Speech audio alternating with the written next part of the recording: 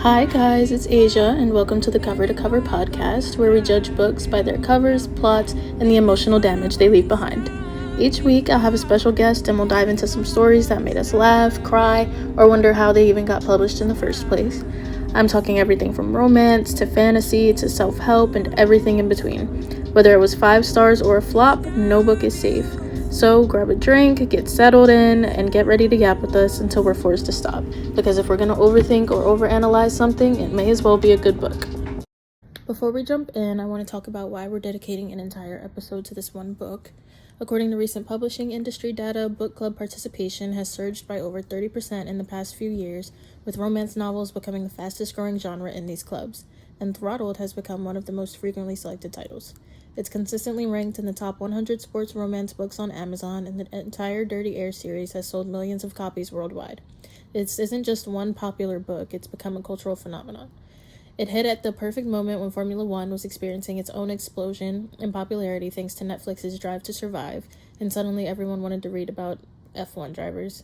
Book clubs love it because it's incredibly discussable. You can dig into romance tropes, family dynamics, emotional trauma, and spicy scenes that make everything very entertaining. So let's dive into why this book has captured so many hearts. Hi everyone, and thank you for tuning in to today's podcast episode of Cover to Cover. Today we'll be reviewing Lauren Asher's Throttled, which is a part of her Dirty Ari series. And here to review with me is my good friend and avid book reader, Jill. Hi Jill, thank you for being our guest today. Hi, thanks for having me. Of course. Okay, so the books in the series are Throttled, Collided, Wrecked, and Redeemed. And today we're going to take a deep dive into Throttled, which is the first book in the series. This is the Formula One romance that launched a lot of book talk videos and got people who'd never watched racing a day in their lives suddenly invested in the world of motorsports. So for our listeners who haven't read it yet, I'm going to give you a little basic setup without any spoilers right now. So it starts out following Maya Alator, or Alatore, I'm not positive how to pronounce it, who tags along with her brother Liam, who is an F1 driver for a season of racing. She's there to support him and then also just figure out what she wants to do with her life. And then we also follow Noah Slade, who is also an F1 driver, a British F1 driver, mind you, who is Liam's teammate, and is just like the human equivalent of a do not touch sign. So my first question for you, Jill, is what made you pick up this book in the first place? And like, did you get into it before it got super popular on Book Talk or after? I had to have read these in like 2022. I don't remember if all the books were out yet. I saw it on Book Talk, which is why I picked it up. And I have no regrets about that. But yeah, I want to say only 3 of the 4 books were out, but I'm not sure. Okay, so let's get into the main characters. So, Maya, how do you feel about her? I feel like she's an icon. Her, as we haven't gotten to know, but her and Noah, I literally love them. They're like cutesy together. Yeah. They are very cutesy. So how did you feel about like just like her life and like what she was trying to figure out? Like if you were in her shoes, would you have sat there and gone on a freaking F1 tour while trying to figure out your life? Probably not. I mean, her brother was in it, so it's like she could say she supported her brother, but also traveling around the world with an F1 team is so insane. I'm sure that'd be so cool, but like all the attention, all of the publicity she got just being around those guys, and I think she was a photographer, and that's how she started her career, I believe. Yeah, I think she was an artist for sure. Yeah. Oh, and she did vlogs. I remember that. Yeah. She did. I enjoyed it. It's like stepping into every book is like stepping into somebody else's life, but it's interesting to see you, and it's like something you would never do. Yeah. Okay, so what about Noah? How do you feel about him? I love my man Noah. He was like the true, like, he wants to work on himself to make himself better for a girl, and I love that. And not saying that there's anything wrong with him before, but he was just like kind of coasting through life. Obviously he had all that trauma from his childhood, but like he just wanted to do what he loves, and then he found her and he's like, oh, I gotta be better. Right. Yeah. Support. Yeah, he was a very, like, typical, closed-off, emotionally unavailable, like, male main character. But then, like, when Lauren Asher gives us the real reasons for, like, why he is the way that he is, like, it made so much sense. Yeah, it made so much sense. It really tied everything together. And then, like, it made his story so much more, number one, believable, and number two, relatable. Yes. I thought that was really, really, really cute. Which also brings me into my next question is, how did you feel about, like, Lauren Asher's writing style? Because for me personally, I love it. In literally every single book, I've never had a singular note for her. Like, I think she just always gives so much detail without, like, making it sound, like, redundant, if that makes sense. You know what I mean? Yeah. Honestly, I love her as an author. I've read her other series, The Dreamland Billionaires, and, there is another one that was branched off of that one. Mm-hmm. The Lakefront Billionaires? Yeah, I think that's what it was. Lakefront. I love her. I've read every single one of those books. I love how she writes. Just the way, like, she uses detail in the right spots. Like, spots. I'm not a writer, so obviously I wouldn't think about putting detail, but, like, you can literally picture it in your head. Mm-hmm. Everything that's around them, what they're doing. Like, there's so much detail, and I love it. I've never had an issue with her writing, but I also don't usually have issues with writing. Yeah. I feel like a lot of people get very picky about, like, grammar or stuff like that. I'm not there for the grammar. I'm there for the world that they build. Yeah. Sometimes I care about a little bit of grammar, but that's only if the book is not really like bad. Yeah, it does have to be really bad. And it's also if the book isn't captivating me enough for me to notice something like that. You know what I mean? I feel like when the book is really good, it's like something that can be glimpsed over. Yeah. The biggest thing that'll deter me is third person. Something about it. Yeah, I hate third person. Writing from a narrator's perspective that's not the character, I'm like, what are we doing? It just feels so impersonal. Yeah. It's like, I don't know. Something about it, I will open a book and I'm like, okay, this is stupid. Yeah, it's weird. It's weird. Okay. What else was I about to say? Let me see. So, let's talk about the racing scenes. So, did you enjoy the racing scenes, or was it like something you could have done without? I honestly, when it first came up, I had to go on TikTok and see what it actually was, because in my head I was just picturing like go-karts, just like going around a little track like a go-kart place. Mm-hmm. And then I'm like, okay, I need to actually see this. But I feel like it's pretty detailed. The only one that really sticks out is the really important one, but yeah, I enjoyed it. I like that. You know who the fan cast is for Noah, right? No, who? It's an actual F1 racer named Charles Leclerc. He was like... Oh my gosh. I be seeing him on TikTok sometimes. Yes, that's actually a really good fan cast. It's a really good fan cast, and people like go so hard for it. Like, his sister just... So unrelated, but his sisters just got married, and people literally showed up at the wedding. Are you serious? Like, streets were full to see this man because of the... not because of the fan cast. He's obviously a famous F1 racer, but it's like... I liked that fan cast, but the whole F1 is like, I enjoy seeing those videos now. I never would have seen them before. I agree. I really like that she included the scenes for real, because like when you read stories about like sports or anything, like sometimes it either comes off as really corny or just like stupid because the author doesn't know like what they're talking about. But she didn't give that. She didn't give that. She actually gave that she did her research. Do that too. Yeah. Like you said, some of them don't even, like, they'll be like, oh, they're a pro hockey player. There's no scenes in the book. Yes. Of hockey. Yes. Or they barely reference the fact that they play hockey. Like, no. Like, she literally made the book around F1, but then just, like, threw the characters in there. You know what I mean? Yeah. I like that. Exactly. I like that a lot. She actually, I think she said, I've seen some of her interviews. I think she said that she's already a fan of F1, which is why she wrote it into the books. But even if she didn't, I was like, she did some research for that. Yes. And then on the topic of research, another thing that I really like about Lauren Asher is how inclusive she is in her books. Because in every single series and in every single book, there's a different ethnicity, nationality, cultural background, language, yes, everything. And I love that. And it's not that she just throws those types of characters in there and like has them as like a side character or anything. Yes, she makes them a main character. She includes specifics from their culture. She includes specifics from their languages, and I love it. I know. She's like the first white author I think I've read that actually does that. Yeah, I can't think of any others. which is so insane. It's so insane, but I love it. That's a whole topic. I know that would have to be a whole nother episode because like it's crazy. But I really appreciate that she does that and does it to her fullest capabilities. Like she doesn't just throw it in there and like half-ass it. She does it really well. It's not even just like culture and ethnicity that she like. Health conditions, like she doesn't shy away from details. She doesn't like she does her research before she actually writes it down, which I feel like a lot of authors don't, which is kind of crazy that that's the norm, that you don't even attempt to do anything, or you just go with stereotypes instead of actually doing research. Yes, like if I read a book and every single character is white, I'm sorry, I'm not reading it. Like that's so boring.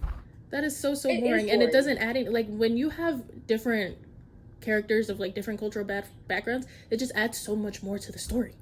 Like there's literally whole other like tropes and just like genres and everything that you can get into when you add someone's culture into it. Like my least favorite is like when they're like, you know, when they do like the token black character or like like a token ethnic or cultural character. I feel like this is off topic, but in like hockey romances, it's always like a token Russian guy. Yeah. Yes, it is always a Russian guy. And all of aren't they always Russian in Mariana Zapata's books?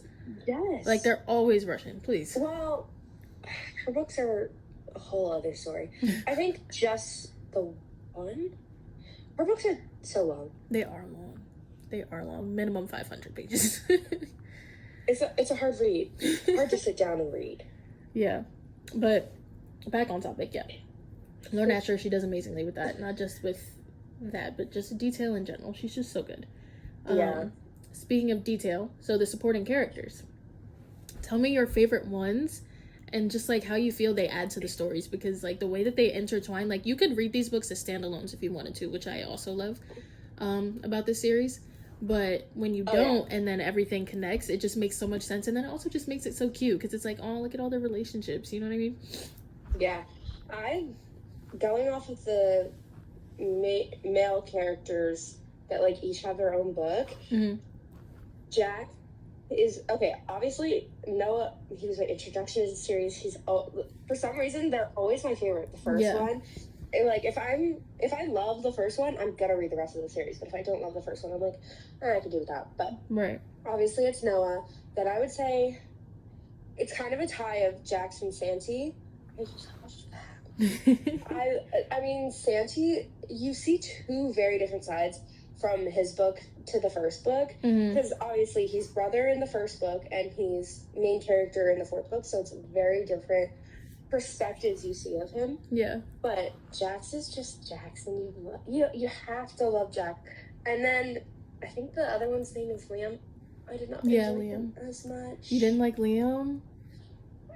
No. Honestly, me either. Their book kind of bored me, I'm not gonna lie.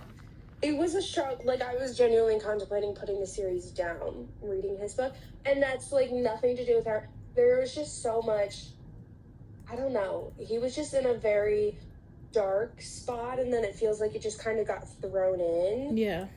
Nothing, like, I'm sure that's, like, very realistic to what could happen in life, but it's not really something I reach for. Yeah. I did read the book. I would, on a scale, probably like a 3.5, maybe a 4. But, yeah, it would be Noah, Jack/Santi, and then Liam. Yeah. And then I loved all the girls in all the books. I agree. I really liked. I think they were all very powerful characters. Yes, none of them were very like meek or none of them just let the men like talk to them any type of way. I really appreciated that. Which is crazy that like is normal in books. Extremely. I'm done. Extremely normal. But yeah, I agree. I think my rating might be the same. I might switch Jax and Noah low-key. I really, really loved Jax. I really did. His book was really powerful, I think. It was very moving. Very, very moving. And he was just so cute. Ugh, he was so cute. And then like picturing him in my head with her description of him, like the tattoos, how tall he was, the accent. I love the fan cast of him too. Yes. Who's his fan cast? Do you know their name? I don't remember. No. We're gonna have to look if you go on TikTok, literally just type in Jax with the book, it'll come up. Oh. Yeah, we're gonna have to look that one up because I feel like the fan cast is probably really good. It is. But okay, let's talk about the conflict and then the breakup. So, yeah. So how did you feel about it? And how do you think that Asher handled it? I think, I read these years ago. I'm trying to remember. The conflict, it didn't have, was that the dad? I'm trying to figure out if I'm mixing up series. Okay, let me. Yeah, you say it and then I'll let you. Okay, so basically Noah just like reverts back to his old coping mechanisms, and then Maya has to decide if she's willing to like wait for him and get his act together, or if she needs to move on. That's fair. So yeah, I always hate a little reversion, especially after they do so well, and they're like, you've improved so much, and then something happens that brings back your trauma, and you're like, I don't deserve happiness. Oh, it's worse. And there's nothing worse than the miscommunication trope, but it's pretty close. Yeah, it's pretty close. But what was the other part? It was just Maya like figuring out if she wanted to wait for him or move on. I feel like she was always gonna wait for him. I agree. Like, I agree. She was not leaving him. That she's gonna wait forever and he's never gonna change. Like, she's obviously not gonna let him know she's gonna wait, but she's still gonna be there. Yeah. He just needs to figure his shit out first. Basically. I agree. I think because this is basically the way that they broke up was basically the same way that Jax and what's her name, Elena, right? Basically the same way that they broke up. I think it's Elena. Basically the same way. Like, they both have very traumatic past and just like things that they're afraid of, and then they're all happy and in love halfway through the damn book, and then you still got 100 pages left, and it's like, okay, what is this? It's always 100 pages. Like, okay, what is this? And then they have their breakup because the boy is always like, I can't do this, I don't deserve it, da da da da. Basically everything that she said. And it's so, even though the third act breakup is necessary in romance novels, like it's the same structure for every book. It's not necessary though. I feel like it is though. Like, you have to have some sort of conflict. But you have to have some sort of conflict. I do agree that it could be a different conflict. It doesn't always have to be a breakup. I enjoy a good, in mafia romances, like a good like little kidnapping, like by the enemy. I feel like that's always a good third act. And I'm like, that is a good third act. But in books like this specifically, like, what else would they have done? Yeah, like, what else would they have done besides breakup? You know what I mean? Yeah, there was really no. Yeah. But, yeah. Despite that, I feel like she handles it very well because, like, you just know what's gonna happen. But even when it does, like, it's still heartbreaking as fuck. Like, it makes me want to throw up every time. Throw the book across the room. Literally. But then we come back and then we're happy and in love again. Thank God. Yes. Thank God. Okay. They stress me out sometimes. No, for real. Like, when you're reading these books, especially Lauren Asher, just because of how much detail that she adds, you're literally just like in it. You're in the book. You're literally living it. You may as well be. You're not putting that book down even if it's 3 a.m. and you gotta test out. You're keeping that book in your hand. Like, you might as well be a main character at this point, with how invested you are into it. But do you have any criticisms of the book or in the series as a whole? No notes. No notes. No notes. No notes. I concur. My favorite scene is the one where he's like put her on the headset, like so she can talk to him as he's in the. That was so cute. It was so cute. No notes. She writes. She really does. She really does. Like, she exceeds expectations every single time. Like, when I read Jackson Elena's book, I was like, okay, how is she gonna top Noah and Maya? And then she did. She did. And then she did it. I was like, oh, okay. Their house were so different, but she ate every single one up. Every single one. She's so versatile. I love a series that has interconnected standalones and each one has its own trope. Yes. I love it. Good. I live for it. I love a good series. I concur. Love interconnected standalones. Like, I think that might be my favorite. I much prefer a series like that versus 3 books about the same couple. All this drama. I don't want to do that. I agree. I want 1 book, and then I want to switch to the next. I agree, and I like that. Like, that's just it. It's final. It's done. Like, I'm not waiting for the next book to come out because it left on a cliffhanger. I hate when a book leaves me on a cliffhanger. I'm sorry. Like, it is I can't so do it. annoying. I can't do it. And then they'll drag it out. When they put you on a cliffhanger, it'll be like, oh, they finally get together in that second book. And it's like all the longing and yearning and you think it's going to happen. You mentioned Mariana Zapata. Mm-hmm. Have you ever... What? The ice skating book. From Lukov with Love? Yes. Mm-hmm. From Lukov with Love. Did you read that? I didn't finish it. Yeah, it's not worth finishing. That's all I have to say. That's what I heard. Like, books like that, they drag you out. Mm-hmm. And you finally get to it and you're like, that's it? Yeah, it's so annoying. And that's why I can't really get into Mariana Zapata like that, because I only enjoyed her one book. To be fair, a singular book, not even a series, a singular book does not need to have 500 plus pages. I'm sorry. No. It does the not. book I did enjoy from her was Winnipeg something. Oh, I know what you're talking about. It was the football one. Yeah. Mm-hmm. I enjoyed that book. Maybe one day, but just 500 pages at one time, please. Yeah, it's a lot. Yeah. Okay, so final rating time. What are you rating Throttled out of 5 stars? 5. And what? 5. No notes. 5. Perfect. I love the characters. I love the world she built. I love everything about it. Mm-hmm. I agree. And who would you recommend the book to?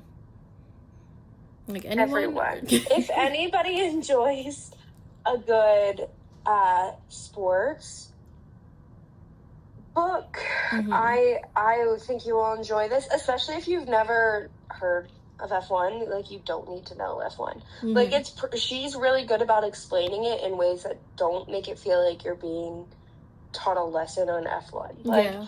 She's explaining it as it's going, and it makes sense. Like, yeah. Oh, anyone who loves a little romance, mm-hmm. a little reformed bad boy, if you will. A little yearning, too. You would love it. Oh, I love a little yearning. Mm-hmm. Love a yearner. Okay, that wraps up our deep dive into Throttled by Lauren Asher. If you've read it, comment down below. Let us know what you think. If you haven't read it, add it to your TBR immediately. Immediately. Thank you again, Jill, for being here. Really appreciate it. Of course. And thank you guys so much for tuning in. We'll see you on our next episode of Cover to Cover. If you